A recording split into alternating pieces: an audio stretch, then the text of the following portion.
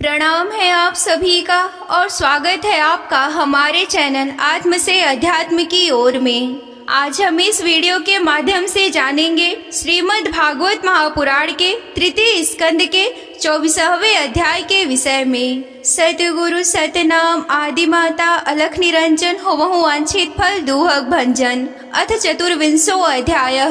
शीर्षक श्री कपिल देव जी का जन्म। आइए अब कथा का आरंभ करते हैं। श्री मैत्रेय जी कहते हैं कि उत्तम गुणों से सुशोभित मनु कुमारी देवहूति ने जब ऐसे बैरागी युक्त बातें कही, तब कृपालु कर्दम मुनि को भगवान विष्णु के कथन का स्मरण हो आया और उन्होंने उससे कहा। कर्दम जी बोले कि दोष रहित राजकुमारी, तुम अपने विषय में इस प्रकार से खेद ना करो। तुम्हारे गर्भ में अविनाशी भगवान विष्णु शीघ्र ही पधारेंगे। प्रिय, तुमने अनेक प्रकार से व्रतों का पालन किया है, अतः तुम्हारा कल्याण हो। अब तुम संयम, नियम, तप और दान आदि करते हुए श्रद्धा पूर्वक भगवान का भजन करो। इस प्रकार आराधना करने पर श्रीहरि तुम्हारे गर्भ से अवतीर्ण होकर मेरा यश बढ़ावेंगे और ब्रह्मा ज्ञान का उपदेश करके तुम्हारे हृदय की अहंकारमयी ग्रंथि का छेदन करेंगे।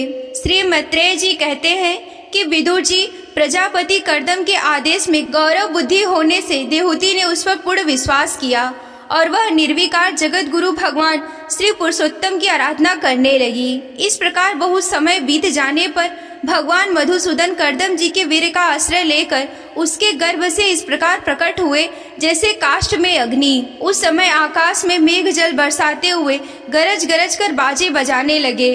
गंधर्वगण गान करने लगे। अप्सराएं आनंदित होकर नाचने लगी। आकाश से देवताओं के बरसाए हुए दिव्य पुष्पों की वर्षा होने लगी।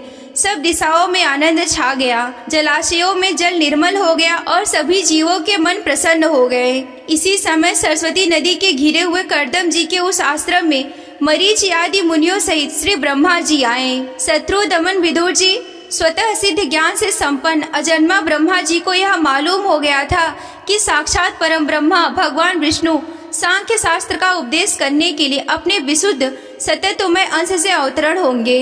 अतः भगवान जिस कार्य को करना चाहते थे उसका उन्होंने विशुद्ध चित्त से अनुमोदन एवं आदर किया और अपनी संपूर्ण इंद्रियों से प्रसन्नता प्रकट करते हुए कर्दम जी से इस प्रकार कहा। श्री ब्रह्मा जी ने कहा कि प्रिय कर्दम, तुम दूसरों को मान देने वाले हो। तुमने मेरा सम्मान किया, जो मेरी आज्ञा का पालन किया है, इससे तुम्हारे द्वारा निष्कपट भाव से मेरी पूजा संपन्न हुई है। पुत्रों को अपने पिता की सबसे बड़ी सेवा यही करनी चाहिए कि जो आज्ञा, ऐसा कहकर आदर पूर्वक उन आदेशों को स्वीकार करे। बेटा, तुम सभ्य हो। तुम्हारी ये सुंदरी कन्याएं अपने वंशों द्वारा इस सृष्टि को अनेक प्रकार से बढ़ावेंगी। अब तुम इन मरीचि आदि मुनिवरों को इनके स्वभाव और रुचि के अनुसार अपनी कन्याएं समर्पण करो और संसार में अपना सुयश फैलाओ। मुने, मैं जानता हूँ कि जो संपूर्ण प्राणियों की निधि हैं, उनके अभीष्ट मनोरथ को पूर्ण करने वाले हैं। वे आदि पुरुष श्री नारायण ही अपनी योग माया से कपिल के रूप में अवतरण हुए हैं। फिर देवहूति से बोले कि राजकुमारी, सुनहरे बाल, कमल जैसे विशाल नेत्र और कमल कंपित चरण कमलों वाले शिशु के रूप में कैटभासुर को मारने वाले साक्षात श्री हरि ने ज्ञान विज्ञान द्वारा कर्मों की वासनाओं का मूलोच्छेदन करने के लिए तेरे गर्भ में प्रवेश किया है। ये अविद्या जनित मोह की ग्रंथियों को काट कर पृथ्वी में स्वच्छंद विचरेंगे। ये सिद्धगणों के स्वामी और सांख्यचार्यों के माननीय होंगे। लोक में तेरी कीर्ति का विस्तार करेंगे और कपिल के नाम से विख्यात होंगे। श्री मैत्रेय जी कहते हैं कि विदुर जी, जगत की सृष्टि करने वाले ब्रह्मा जी उन दोनों को इस प्रकार आश्वासन देकर नारद और सनकादिक के साथ हंस पर चढ़कर ब्रह्मालोक को चले गए। ब्रह्मा जी के चले जाने पर कर्दम जी ने उनकी आज्ञा अनुसार मरीचि आदि प्रजापतियों के साथ अपनी कन्याओं का विधि पूर्वक विवाह कर दिया।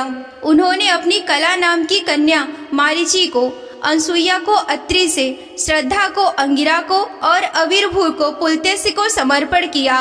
पुलह को उनके अनुरूप गति नाम की कन्याएं दी। क्रतु के साथ परम साध्वी क्रिया का विवाह किया। भृगु जी को ख्याति, वशिष्ठ जी को अरुंधति समर्पण की। अथर्वा ऋषि को शांति नामक कन्या दी। जिससे यज्ञ कर्म का विस्तार किया जाता है। कर्दम जी ने उन विवाहित ऋषियों का उनकी पत्नियों के सहित खूब सत्कार किया। विदुर जी, इस प्रकार विवाह हो जाने पर वे सब ऋषि कर्दम जी की आज्ञा लेकर अति आनंद पूर्वक अपने अपने आश्रमों को चले गए।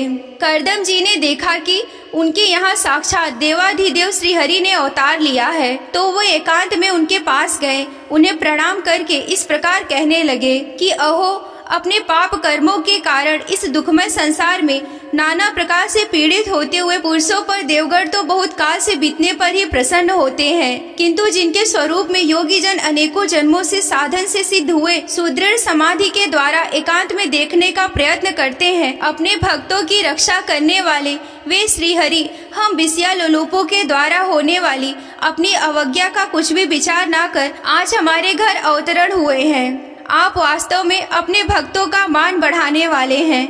आपने अपने वचनों को सत्य करने के लिए सांख्य योग का उपदेश करने के लिए ही मेरे घर में अवतार लिया है। भगवान, आप प्राकृतिक रूप से रहित हैं। आपके जो चतुर्भुज आदि लौकिक रूप हैं, वे ही आपके योग्य तथा जो मनुष्य सदृश रूप आपके भक्तों को प्रिय लगते हैं, वे ही आपको रुचिकर प्रतीत होते हैं।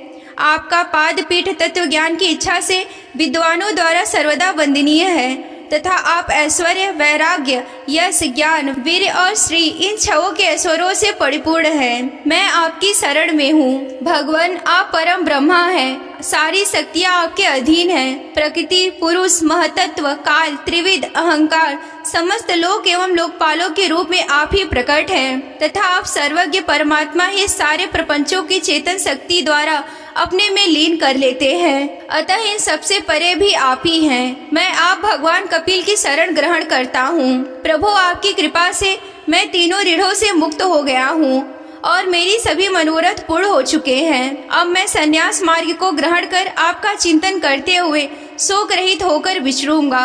आप समस्त प्रजाओं के स्वामी हैं, अतः इसके लिए मैं आपकी आज्ञा चाहता हूँ। श्री भगवान ने कहा कि मुने, वैदिक और लौकिक सभी कर्मों से संसार के लिए मेरा यही कथन प्रमाण है। इसीलिए मैंने तुमसे जो कहा था कि मैं तुम्हारे यहाँ जन्म लूंगा, उसे सत्य करने के लिए मैंने यह अवतार लिया है। इस लोक में मेरा यह जन्म मुक्त होने की इच्छा वाले मुनियों के लिए आत्मदर्शन में उपयोगी प्रकृति और तत्वों का विवेचन करने के लिए ही हुआ है।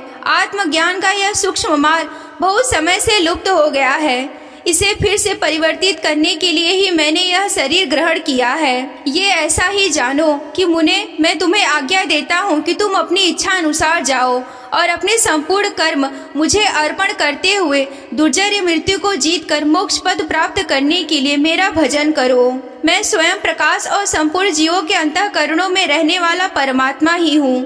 अतः जब तुम विशुद्ध बुद्धि के द्वारा अपने अंतःकरण में मेरा साक्षात्कार कर लोगे, तब सब प्रकार के शोकों से छूटकर निर्भय पद को प्राप्त कर लोगे। माता देहूति को मैं संपूर्ण कर्मों से छुड़ाने वाला आत्मज्ञान प्रदान करूंगा, जिससे यह संसार रूप भय से वह पार हो जाएंगी। श्री मैत्रेय जी कहते हैं कि भगवान कपिल के इस प्रकार कहने पर प्रजापति कर्दम जी उनकी परिक्रमा कर प्रसन्नता पूर्वक वन में चले गए। वहाँ अहिंसा में संन्यास धर्म का पालन करते हुए वह एकमात्र श्री भगवान की ही शरण हो गए तथा अग्नि और आश्रम का त्याग करके निसंग भाव से पृथ्वी पर विचरने लगे। जो कार्य कारण के अतीत है, सततवादी गुणों का प्रकाशक एवं निर्गुण है और जो अनन्य भक्ति से प्रत्यक्ष होता है, उस परम ब्रह्मा में उन्होंने अपना मन लगा दिया।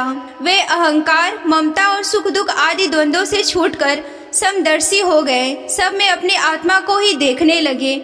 उनकी बुद्धि अंतर्मुख एवं शांत हो गई। उस समय धीर कर्दम जी शांत लहरों वाले समुद्र के समान जान पड़ते थे। परम भक्ति और भाव के द्वारा सर्वांत अंतर्यामी सर्वज्ञ श्री वासुदेव में चित्त स्थिर हो जाने से वे सारे बंधनों से मुक्त हो गए। संपूर्ण भूतों में अपने आत्मा श्री भगवान को और संपूर्ण भूतों को आत्म स्वरूप श्री हरि में ही स्थित देखने लगे। इस प्रकार इच्छा और द्वेष से रहित सर्वत्र संबुद्धि और भगवत भक्ति से संपन्न होकर श्री कर्दम जी ने भगवान का परम पद प्राप्त कर लिया। यहीं पर श्रीमद् भागवत महापुराण के तृतीय स्कंद का 24वां अध्याय समाप्त होता है। अगर आप श्रीमद् भागवत महापुराण की कथा में रुचि रखते हैं और विस्तार पूर्वक यूं ही वर्णन सुनना चाहते हैं तो हमारे चैनल को सब्सक्राइब कर लें। ये अध्याय आप सभी को कैसा लगा हमें कमेंट करके बताएं। आज के वीडियो में बस इतना ही। मिलते हैं अगले वीडियो में। तब तक के लिए आप सभी को जय आदि शक्ति भोलेनाथ जी। हर हर महादेव।